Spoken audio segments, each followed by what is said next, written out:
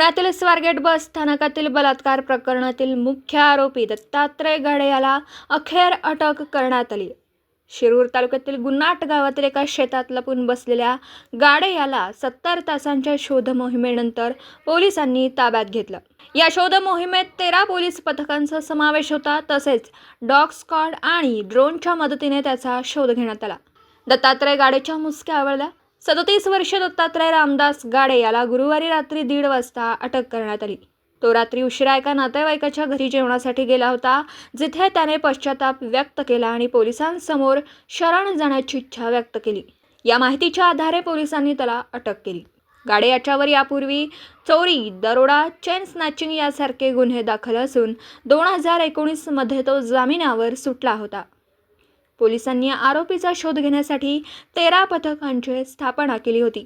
तसेच आरोपीबद्दल माहिती देणाऱ्यास 1 लाख रुपयांचं बक्षीस जाहीर केलं होतं. गावात 100 पोलिसांचा बंदोबस्त ठेवून डॉग स्क्वॉड आणि ड्रोनच्या मदतीने शोध मोहीम राबवण्यात आली.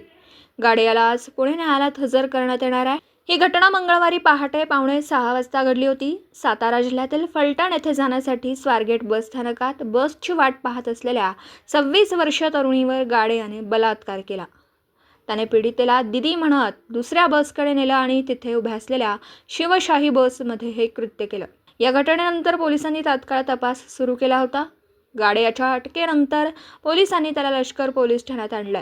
वैद्यकीय तपासणीनंतर त्याला पुणे जिल्हा सत्र न्यायालयात हजर केलं जाणार आहे. या प्रकरणातील पुढील तपास सुरू आहे.